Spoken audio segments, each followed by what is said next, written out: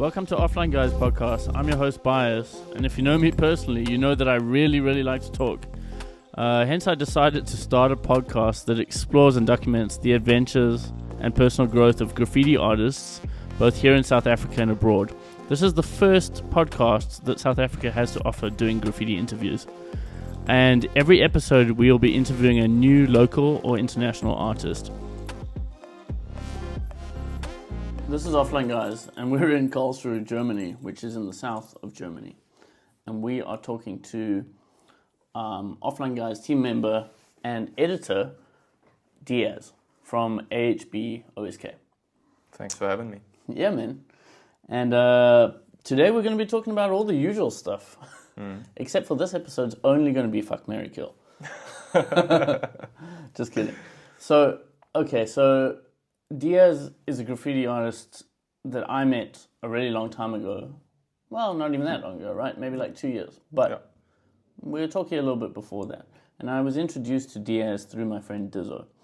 And it was explained to me that you were a young gun and that you were sort of like an up-and-comer. However, from knowing you, I see that you've been in the scene for almost 15 years. Yeah. And you've been painting consistently since then and thinking about graffiti, like really getting to the core of graffiti. This is how I think of you, is like you are a very dynamic style writer and very intelligent style writer.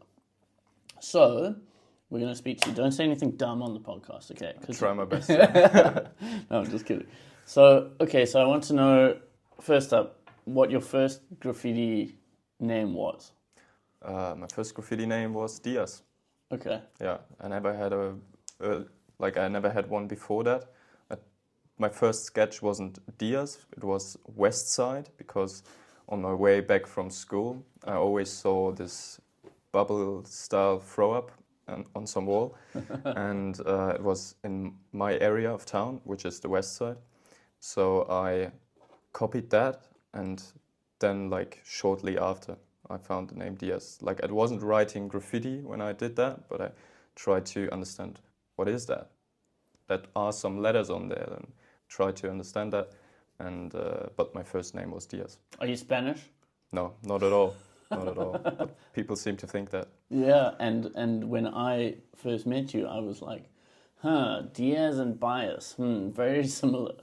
Interesting. And I suppose someone said to me at some point, oh, yeah, that's why I knew you'd get on, because your letters are similar. I'm like, I don't know if that's the reason, but yeah, sure. Maybe. Yeah, okay. West Side, hey, that's pretty cool. I still have that sketch somewhere. Yeah. I'd love to see that. Maybe I should be doing that with this.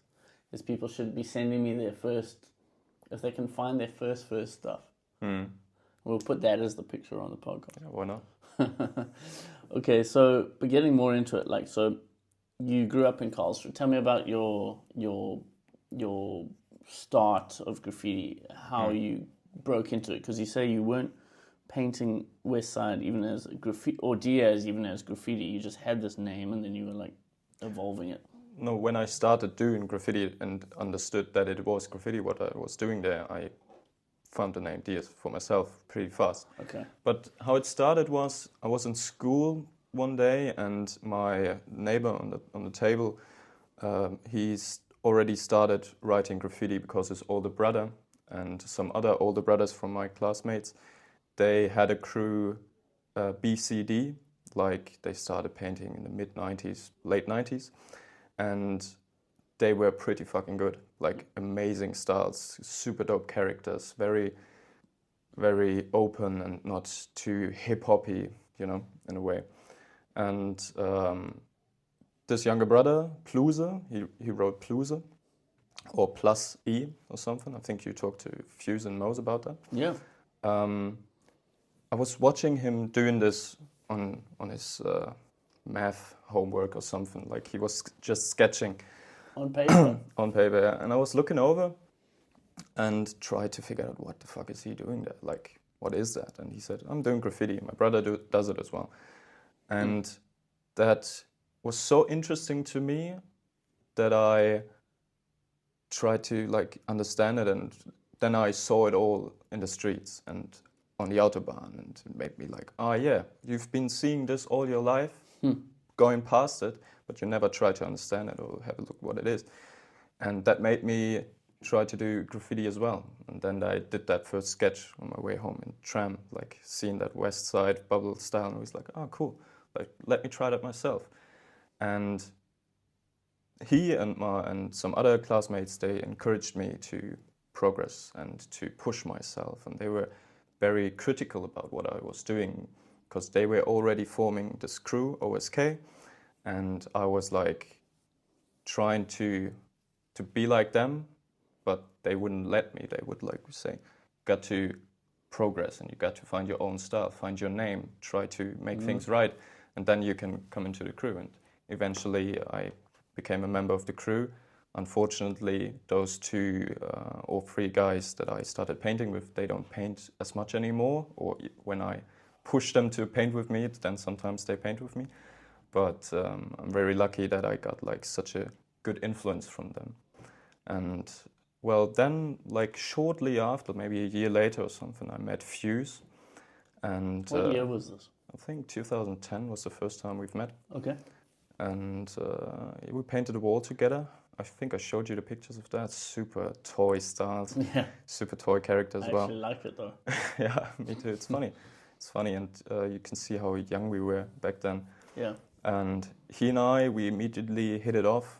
Like he's like 2 years younger than me, but that never felt like that. So we became sort of a tag team, because my classmates, they were painting, but not as much. So I became a tag team with him, and he got into the crew as well. And we painted a lot together, like walls and walls and walls. Like, and bombing, like I saw some last night. True, yeah, that as well, yeah. That you pointed out in front of your mother. Well. And she was just like, no worries. Well, my mother always knew from a young age, when we were going out at night, she always knew that we were gone. Like, I tried to be as silent as possible, but obviously mothers know that. And she, in the beginning, she was very worried, but she seemed like fine with it at one point. And she said like, you are young, try things out, don't come home with the police, but do your thing. It's like the scheme, yeah, Star Wars scene, true. you know? True. All the parents, everyone, as I said, everyone can relate to that scene. Yeah. But I was always open with my mom and told her, like, you've seen that, I did that, but I try to be as safe as possible, and I try not to do risky stuff, because, you know, obviously. Have respect for your parents in a way as well, like, and yourself. Yeah. I'm not gonna. Yeah. Sorry. So just to go back to meeting with Fuse and him becoming like your original painting partner in a way, and then what happened after that? Well, we tried to paint as much as we could. Like, we are. How did you? We're very lucky, because in Karlsruhe we have so many walls. Like, we have more walls than any other city in South Germany, I assume.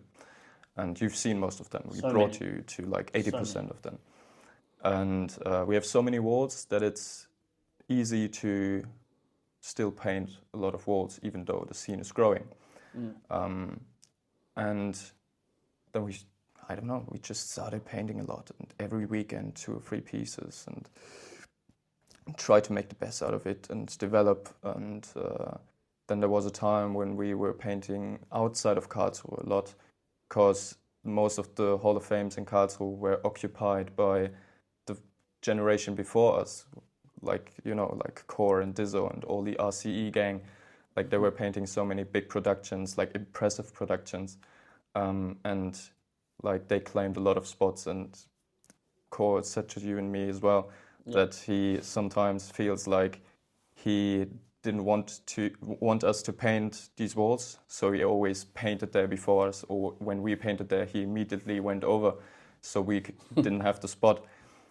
But that didn't change that. We just went crazy, and then a lot of people from this generation left Karlsruhe, so it was like an open field to us, like a playground, like any wall in Karlsruhe we've painted like 100 times. When I drive, or when I've been drive on bicycle, when we go around Karlsruhe, it seems to me, from what I've seen, is that most of the walls are dominated by your generation and the guys that I know, and it's all like you, Moser, Fuse, Wom, like really like all the big walls. You guys have like proper fucking things there, all of it, associate, Relox, all this.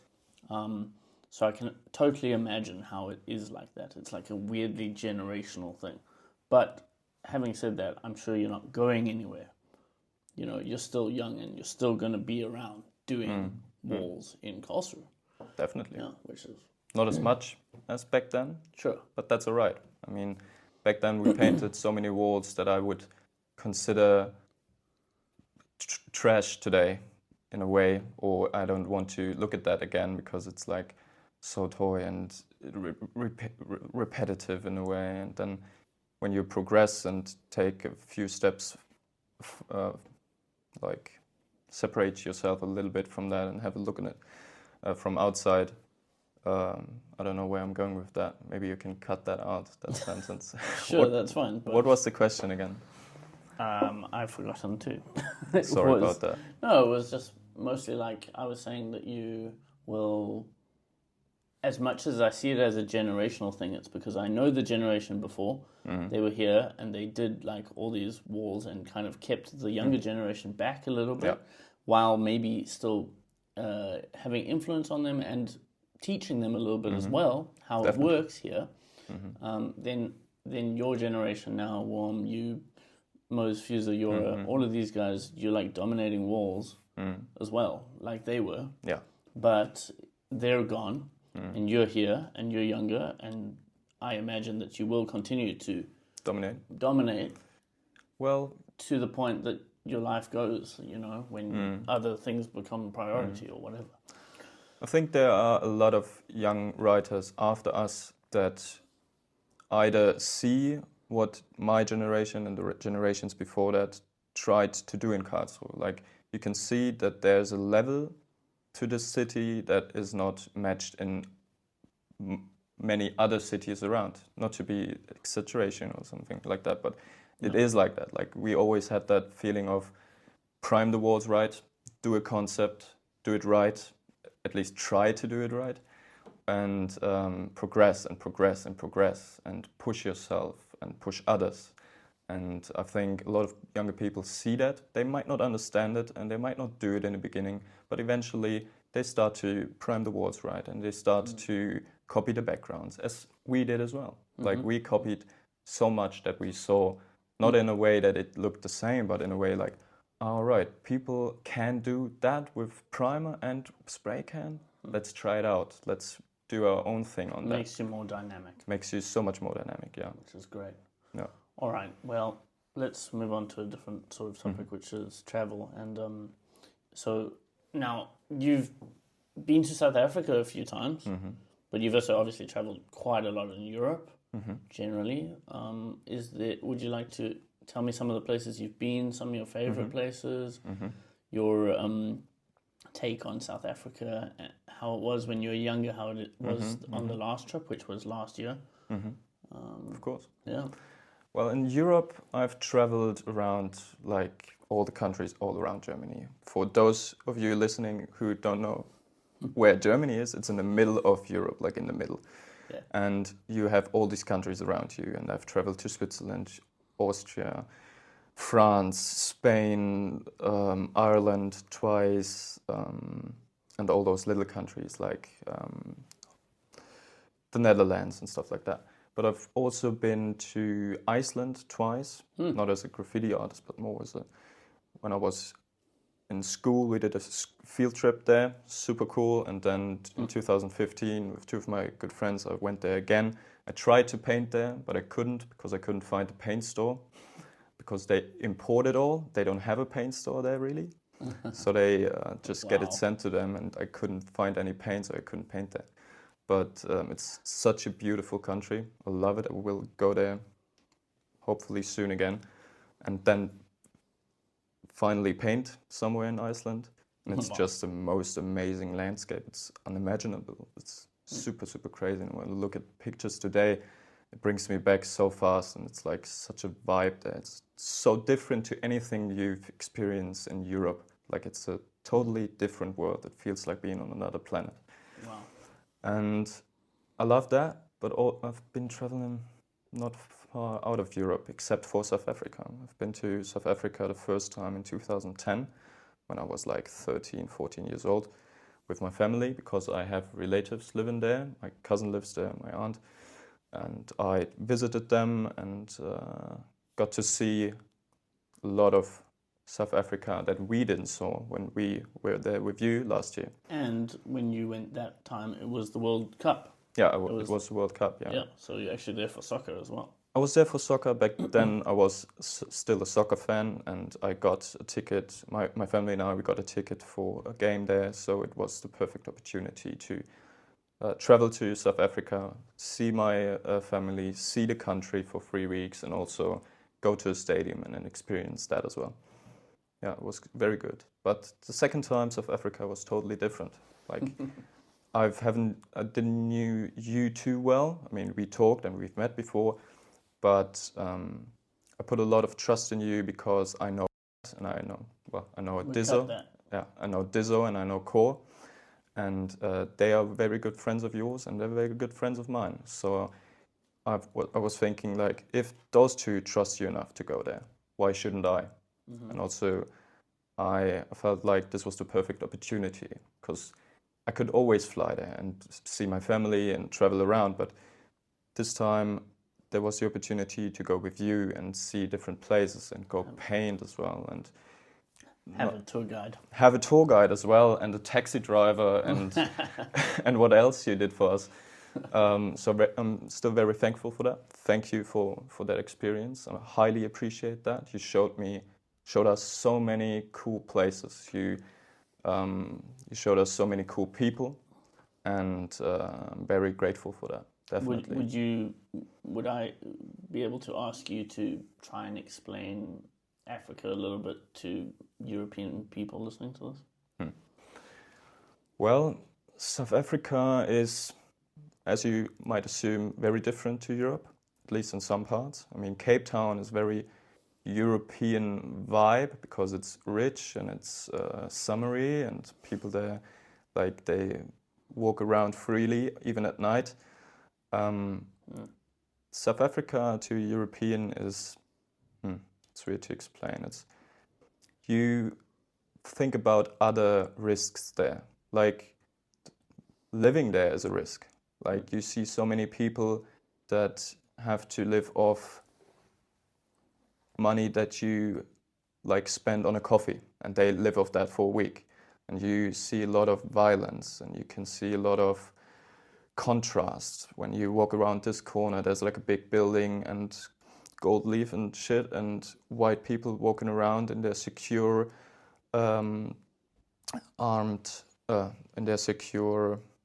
gated communities. Yeah. And around the corner there's like Soweto, biggest what's it called? Township. Biggest township in South Africa, right? And it's such a contrast, and the people living there are, you would assume that they are like angry about the Europeans or not welcoming them, but they are super nice. Like every contact that I had in South Africa, everyone we met was super chill, super friendly, super hyped that we were there, because I think they could feel that we are there not to exploit what they got, but more to experience it and to share this experience with them, or we like we're appreciating them sharing their life and experiences with us in a way. So it's a country full of contrasts. It's dangerous. It's hectic. It's wild. It's city center of Joburg is crazy. Like I've never seen anything like that.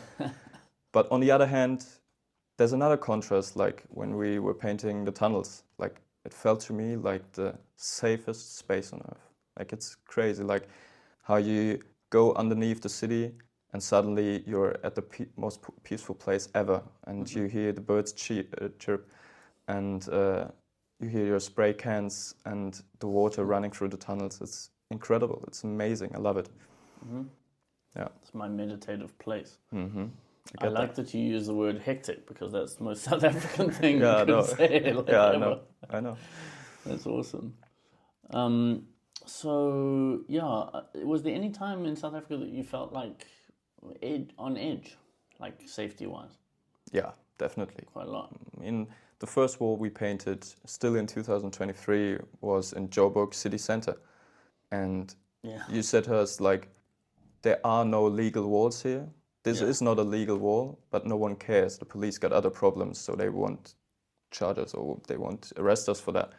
And That always feels a bit edgy, hey? yeah, it does feel a bit edgy, but you know, we got places like that as well where it's not legal, but it's not, no one cares.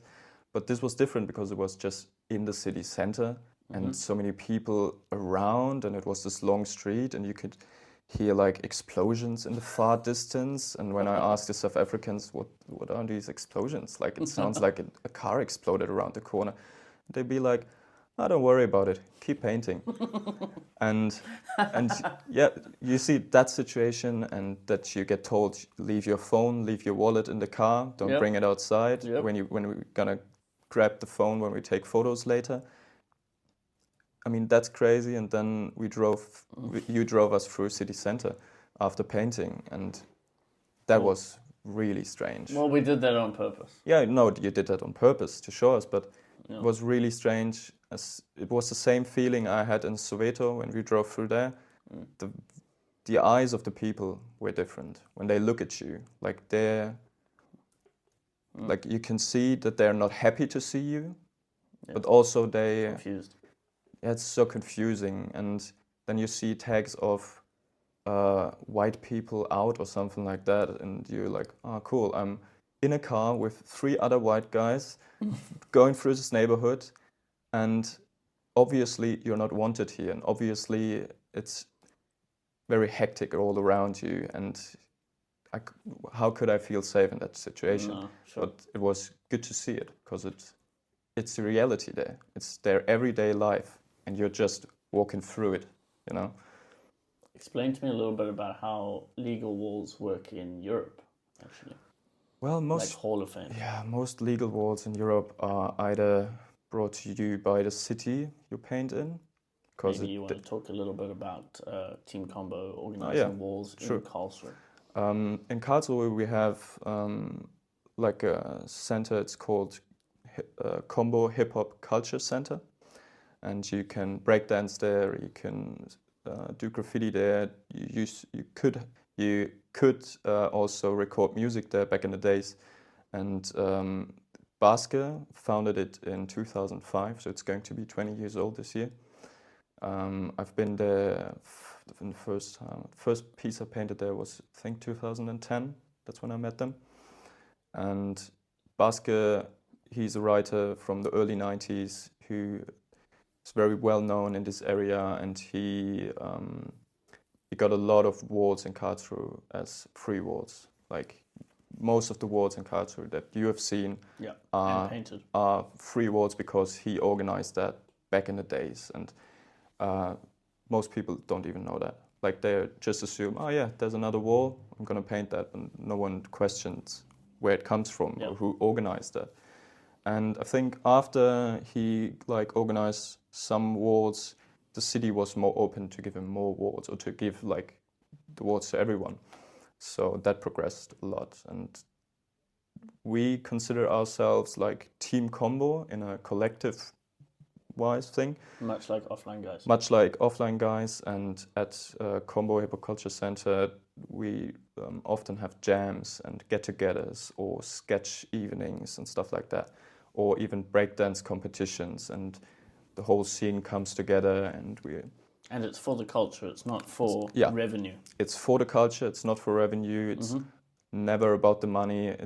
We often got free cans and free primer and everything, and we just had to paint and enjoy, and it really helped us develop, and we painted so many walls there. And it's a place where you don't have to worry that your piece is gone by the next day. So that's very good. It's good shit. Yeah. Sounds amazing. I'm going to move a little bit closer to our sort of second section, which you know really well. if you listen to the podcast. But I'd love to hear a graffiti story from you. Graffiti story. Well, you always want a crazy story, right? You can tell me multiple. I mean, yeah, I think some of them have been crazy, some of them have just been normal. it's hard to think of a certain story because a lot of shit happens throughout the years. But I don't have a hectic or crazy story. I just have a funny story. Yeah. I think I've told you before. Maybe I'm not sure. It's not for me. Tell everyone. But every time I tell it, we have a big laugh about it, because there's this little tunnel somewhere. You know, there's this little tunnel, and Fuse and I, we wanted to go paint there. So we had to walk through this almost dry riverbed. There was just mud there and like a little bit of water. And you had to go around the bushes and through the riverbed. In Karlsruhe? In the region of Karlsruhe, yeah. Okay. So there's this tunnel. And we walked there, and Fuse was walking in front of me, like 5 meters further away. And I was walking around the corner and tried not to step too much into the mud, and tried to push myself out of the mud more into the vegetation to be safer. And then I took a step, and my whole leg pretty much, my whole leg just sank into the mud. Whoa. I just went in there and I was gone. Whoa. Like my whole foot, my whole leg was in like the up to your nut. Yeah, pretty much up to my nut. And I was shouting for Fuse because he was walking. Told me the story. He was walking further, and I called him back, and he turned around and he couldn't see me because I was on the ground with one leg. No, I was on the ground with one leg in the mud. All the way. Yeah, and I couldn't get out myself. Like I tried to push myself out, but I couldn't get out. Holy shit. So he turned around, he couldn't see me because I was like behind a bush or something. And then he came back and he started laughing so hard. And then he eventually pulled me out of the mud. And my whole leg was just brown. My shoe was almost gone. Like I got my shoe out, but lucky. Yeah, I was lucky, got my shoe out, but my whole leg was just muddy and wet.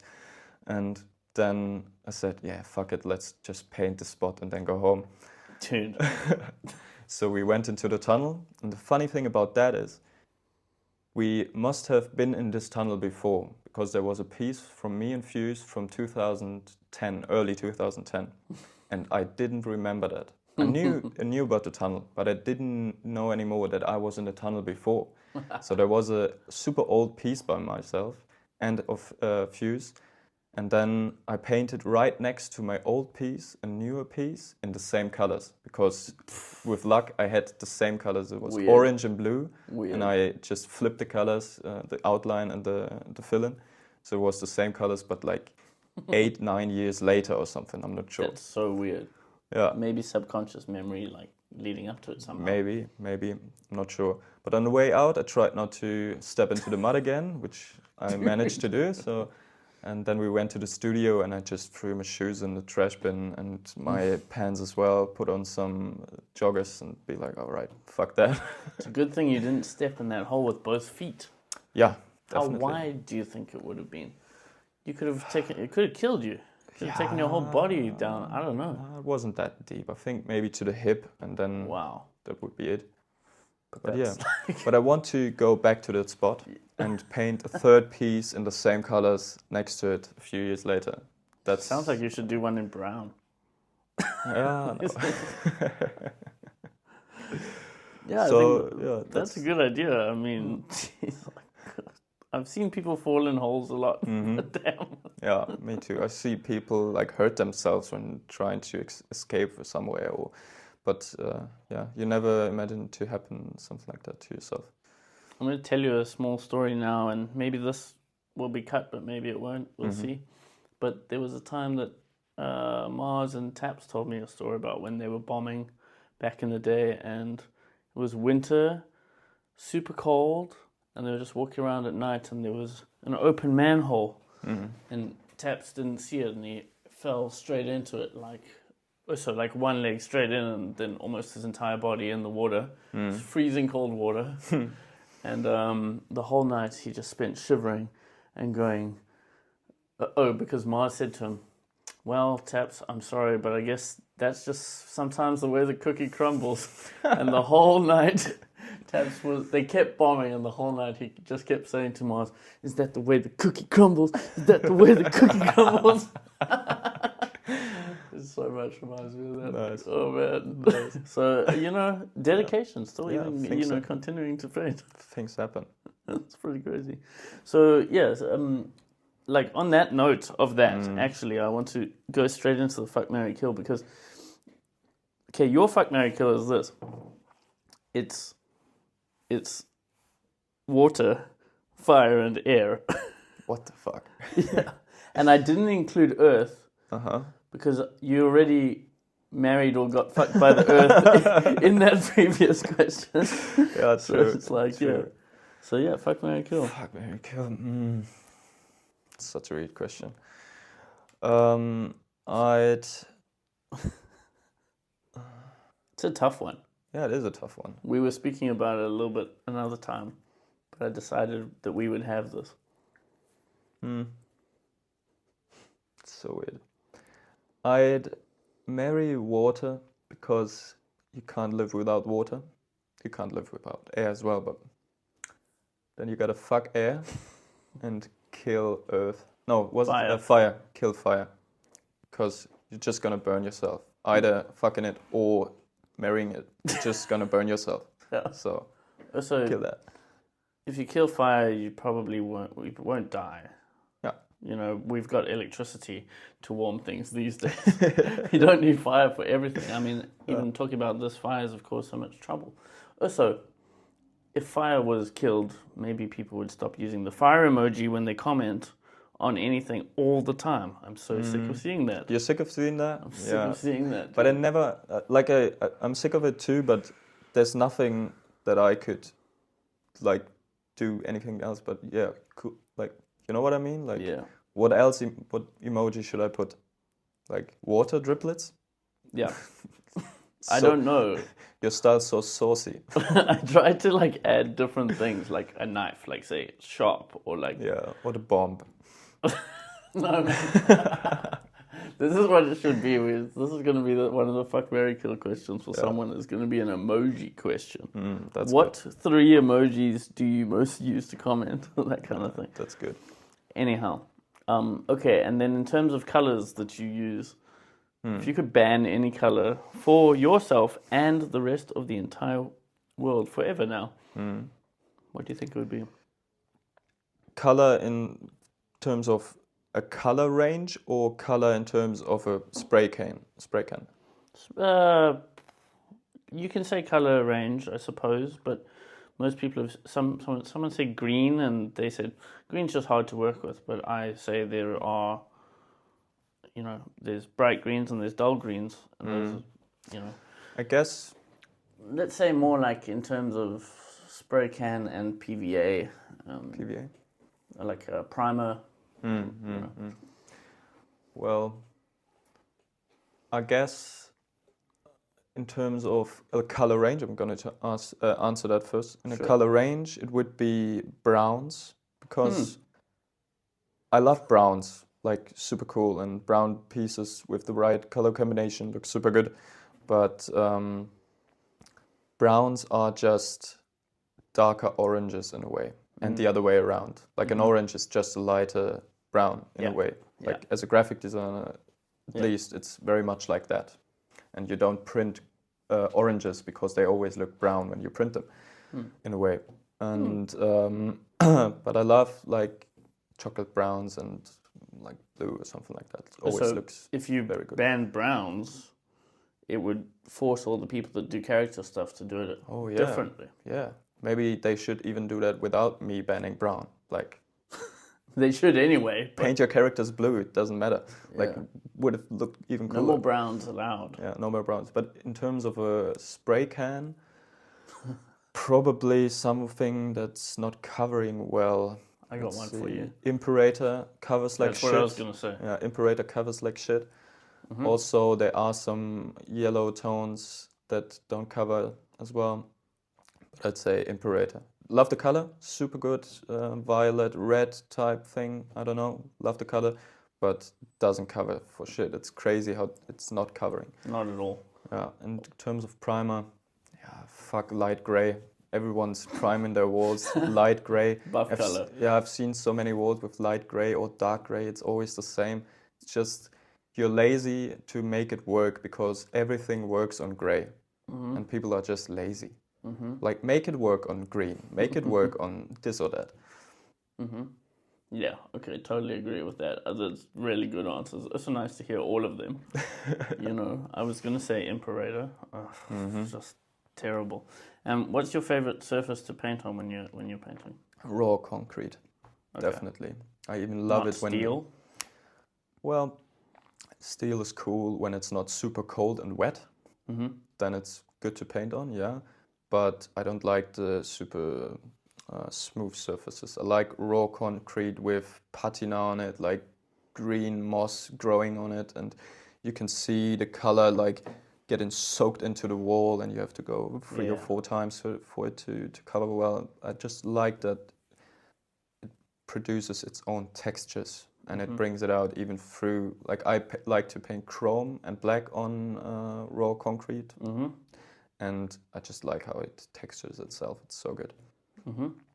And regarding that, like how this is actually maybe this question is a bit too crazy, but is how would you define your work or your style as in graffiti and maybe even in design? Because I would say as a designer, you're more of a mixture between typological and sort of abstract. Yeah. Well, I was thinking about that, how to answer that, but it's really hard because it's your own style, and I think today we can't like put styles in like categories anymore that really fit them. Like back in the days, you could say, okay, this is a wild style, this is a semi-wild style, and this is that, and this is simple, and this is that. This is the computer rock. Case 2, he calls it computer rock. Ah, yeah, true. But today it's very like mixed, and people try things out, and they jump from category to category. And for myself, I would say like I have influences that show that it's very much influenced by wild style, but also it's influenced by graphic stuff, and then there's like stuff it's really hard to describe. It's edgy, it's sharp edges, long pulled, thinner parts that move into a bigger, broader part, and dynamic. I don't know. You know, I painted your style in an exchange. Yeah, but you did like a super simple letter sketch with a lot of extensions and a lot of extra layers all around the simple letters. So yeah, that's actually a good bridge to the stuff that I do, not on Hall of Fames, but more on raw concrete, which is like very much just line work and negative spaces, and still you could still see my style in there, but it's like very abstract, and it doesn't move in a way my regular style would. It just it adapts to the surroundings, to the space, and it's very what's it called? To me, I see it as open-ended. Yeah, it's very open-ended. True, because in this I try to make everything one in the same. Like every letter is also like the bridge or the surface to another letter, and it's the I is still the A, and then there's a little bit of D on top of that, but it goes around and goes shifting into the set, and I like to mix it and turn it around, and people still try to read it as DIAZ, but there's like the Z on top and the D in the middle, and then there's the I over there, and then there's another I over there, and you can't read it like that. But I like to do experimental stuff besides my regular style, because it gives me so much more freedom, and I'm not forced to do like 5 cans in the fill-in, and then you do highlights on the blocks and highlights on the style and this and that. And for my regular style, I have to reach like a certain level of detail for me to like it at the end. And with this, I don't have to do it all. Like I go out with a can of chrome and a can of black and maybe a yellow as a second line, and that's it. Yeah. Yeah. And often when I've seen you do that, I notice that your placement is like sneaky. Like you put stuff in places that you wouldn't normally see. It's kind of weird. It's like you hide them almost. Yeah, because it's for me. It's not for you. Yeah. It's for no one else but myself. And you know how many times like I've missed spots. them? I'm standing right next to it, and I'm like, oh shit, I didn't even see that one. Like in Göttingen when I was painting those small chrome ones on the roof. Yeah. Like you sent me a picture of one of them, and in the picture you can see the other two, but you didn't see the other two. No, I can't even believe it. You know. Yeah, I love to do that. It's so ridiculous, but it's awesome. I mean, it's like an illusion. Yeah, it works. It always has to work with the surroundings, with the space, and not the other way around. I try to teach that young guns that start graffiti as well. Like they're not too amped on painting this spot on the wall, and they're like, this is so weird, and it goes up, and then it goes into a corner and stuff like that. Yeah, that's the best. Paint the corner spots. Do it because it pushes you so hard, like no one else would. Well, I'm an idiot because when we were in Göttingen now, I painted the corner spot. Which was hard. But you did then well. Thanks, but I put the O in the corner, which is the dumbest thing I could have done, but made it work. So yeah, you made it work. It's a challenge. Challenge is good, right? Yeah, always. And even leading on from that, so you do a bunch of canvas as well. Yeah. And you do a bunch of walls, and you do a bunch of design work and computer work and all that kind of stuff. And what is your next push, or next step, or like what do you most want to work on, maybe in an overall sense? Well, I want to bring it more together in a sense of abstract. Like I want to have like the styles you see of myself, like the regular Hall of Fame styles. They're very colorful and they're very like graffiti style, and that's all good. I'm going to continue doing that, but it's not going to be my main focus. But I want to push the abstract stuff even further and into something that I haven't seen from anyone else. At least I try to think that I can still achieve something that I haven't seen from anyone else. I think that's a great way of thinking about it. I want to bring it together with the canvas stuff and the installation stuff, because I sometimes do even installations with wood and stuff. And this graffiti stuff, I want to bring it all together and make it look like it's from one hand it's supposed to be like this construct and not like separated in a way. And my canvases are often about transparency and layering and textures, very much about textures. And then a few years ago I started experimenting on canvas with transparent paper. Like that's what I haven't seen before. Like I paint a canvas and then I wrap transparent paper around it, and then I paint on the paper, and then I remove something, and then I put some more paper on it and layer it. And I'm literally staring at one behind you now while you describe it. It's incredibly accurate. Well, thank you.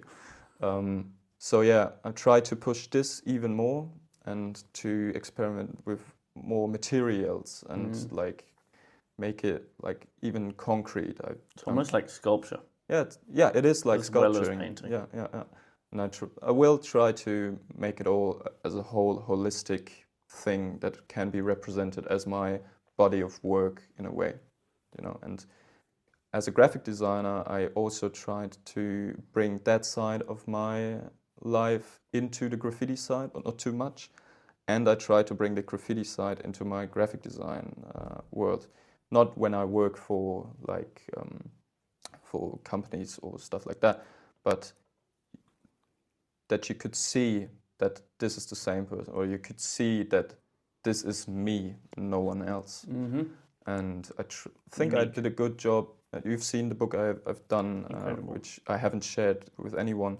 It's a Nothing But Lines book, and I developed a typo for that by myself, and it very much represents the style I worked with, like just lines and layering and doubling and stuff like that. It very much looks like the styles in the book, and this typo can progress into something else, and like I want to bring it all together in a way. But the thing about it is, for the future, I know what it takes me to do all that, and I have like all these ideas in my head, or I have notes and I have sketches, and I know what I want to do, and I know what I have to achieve all of that. Mm-hmm. But I won't start with most of it until there's like this time and space for me to actually pursue it and not have so much other shit on my mind. Mm-hmm. Like I'm not happy with the results if I'm always bothered with something else. I have to pursue this and only this, and when I'm done with it, I can go further from there. Mm-hmm. That makes a lot of sense. You need focus. Yeah, I need focus, definitely. My last question before we sort of close to wrap up, is if you have any questions for me. Yeah, I do. Yeah. Well, to me, you are the king of the tunnels. I know you don't like when I say that, but anyone listening here and anyone who doesn't know you well can't grasp how many pieces you've painted and how many tunnel pieces you've painted. Mm-hmm. And I mean, you showed us like a glimpse of it. Mm-hmm. And I've painted 100 pieces at that day, just from you. And there are so many tunnels. And I know a lot of toys right now try to find those spots and try to paint as much as they can. Mm-hmm. Because in the past years, they weren't very keen on painting them, but they saw probably you and your friends painting them and be like, oh yeah, cool, let me have that, without working for it. Sure. But you put in the work for the last 20 years. And try and put the effort to do different things as well. Yeah, definitely. Anyway. So my question to you is, how come that you found all those tunnels, and how did your love for it develop, and how many pieces did you actually paint? Because in my mind, there's hardly anyone else in the world that has so many pieces by themselves still standing and not being painted over. Mm. Well, the story of actually how I got into it is a strange one. Because I was painting with a painting partner back in the day called Zesta. And we were robbed in town. Mm-hmm. We used to paint in town all the time. And it was like every Sunday, let's go to town, let's go paint. Because that's the place to be. And like people want your stuff to be seen and everything. But then we were robbed, and it was a shit experience, man. It was like robbed with a knife by like 3 dudes, and just it snowballed into some other shit. And basically I just decided, like, there's a number of things. There's the other thing is that this painting partner and I, we had a fallout. Then I started painting by myself, and since then have always enjoyed painting by myself. Being an archaeologist, I enjoy exploring. I've always been one to explore. So those aspects of me, as well as my ambiverted side of being very extroverted and very talkative, as well as very quiet and calm and needing alone time, really all came together. And the shock of like just this incredible violence in the city, and not a lot of people know this actually, but they will now, I guess, but almost forced me literally underground. I was like, I'm done with this shit. I don't need to expose myself to this crap. Like, I'm just trying to do art here. Why am I being attacked for it? I want to go and do something that no one else has done, and I want to be left in peace to do it. Mm-hmm. Like, leave me alone, let me do my shit. So I went down, and initially when I started it, so I was in this crew called Own Crew with Zesta and Jester and the guy called, and Rexo and the guy called Agains, who immigrated, I think. A couple people, and we were really trying to push against the next generation up from us. Like, we were trying to come in hard with like big walls and concepts. But after that, I really just felt like I needed my own space, and I was inspired weirdly by Sweat. Sweat did a series where he painted 100 pieces in 100 days. Yeah. And I went, I'm sure I could do better than that. So I went and started doing chromes in the tunnels. And I did 80 in 50 days. This was in about 2012. Then I realized, wow, that's a shitload to do. And I easily capped 100 and didn't even think about it. Then I started going back to the tunnels to look at them and take photos because I wanted it as a series as well, and realized that the chromes were fading. And was like, oh, fuck. There's no point in doing chromes in the tunnels because they fade, weirdly. So imagine they fade upstairs even more than downstairs. So then I decided, well, I'll start doing full color burners and just focus on that. Where no one can see them. No one can see them. I don't give a fuck. It's not for anyone to see. It does, I don't know. I just do it for myself, man. So many people ask me, why don't you show these tunnels off? Why don't you do this? I'm not going to show the tunnels off. I've shown them off 1 or 2 times now, and they've been blown up, and then toys just come and destroy the whole thing. Yeah. Because they have no respect for what they're doing. They don't know anything about the tunnel systems. They hadn't to have worked for it. Yeah. They're just like as you said, they're just trying to take it. They're just trying to come in and be like, this is my thing now. I'm like, yeah, good luck, because I've painted hundreds. And some of the tunnels that people are painting and worrying about, I have ones literally right next door and they haven't found them, and I'm just going, guess not looking hard enough, dude. Like, it's funny. I'm not too worried, Yeah. It's also strange because in South Africa no one gives a fuck about the tunnels. Like people, even like Taps is infamous graffiti bomber in South Africa. Everywhere. He's probably the most well known in South Africa, in my opinion. For sure. But he's not concerned with tunnels. But he was back in the day. And the person that I learned from, Abe, I started painting because of Abe, and all of his stuff was in tunnels when I started. And it's all still there. Yeah. But when I ask people like Taps, hey, do you want to come paint a tunnel with me? He'll say no, because he wants it to be seen. So for him, it's about the fame. For me, it's not. For me, it's about the calm. Yeah, So, and the beauty of a spot. Yeah. Like I remember right after you picked us up from the airport, we went into a tunnel. 20 minutes. And like 20 minutes after we arrived in Joburg, we went into this tunnel, and you wanted to paint right next to like the big highway, like at the entrance of the tunnel. And we were like, yeah, bro, well, if you say so, but maybe we should like search for another calmer spot, like further into the tunnel system.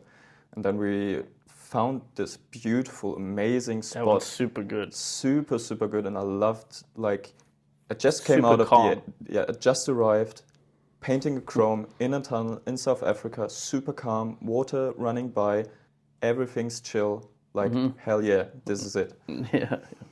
Yeah, that was a beautiful spot. And I had never seen that spot, or I'd never painted that spot before. Yeah. Sometimes I think about it and I'm like, oh, I should go do that one, but yeah. I don't know if that answers your question. It does. Kind of like... Very good answer. It's a huge mashup of all of the parts of me.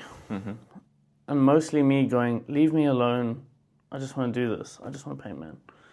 But I want to paint all my ideas. And that's the place I can do it without being bothered. You'd be surprised as well, because I have had some weird instances in the tunnels with people and with possible robbing vibes, but not that often. Not that often. Good. Anyway, I feel like I talk too much about myself, and some of that might need a bit of an edit, but we'll see. Thanks for bringing that up, though. As you know, it's probably something that's on my mind quite a lot lately. Yeah. Anyhow, I wanted to say thank you very much for coming on the show. Thanks for having me. Thanks for editing the show. Well, being my editor for all the pictures and stuff we make, giving advice, all the extra stuff you do. I mean, we're a team here, all of us. And I want to know if you have any shout-outs for anyone. Thanks for having me. Thanks for this opportunity. I really admire what you do here, because you do it for yourself and for the community and for the people that you know. And that's a huge deal. Like, thank you for doing that. I want to shout out my mum because she always supported me in every way. even though she knew I was sneaking out at night. And shout out to my crewmates, Fuse, Mose, Jore, and so many more, like the Karlsruhe graffiti scene, so many good friends in there. Shout outs to Team Combo, shout outs to everyone listening to this, shout outs to my friends in South Africa. See you soon. Awesome. Thank you so much for being on. Thank you. And that concludes episode number 666 of Offline Guys. Just kidding, we always cut this part. If you guys want to follow along, you can follow our journey either on Offline Guys Podcast on Instagram, or you can email your questions and thoughts, ideas to offlineguyspodcast@gmail.com. And we're available on all of your favorite streaming services. That includes Apple, Spotify, and YouTube.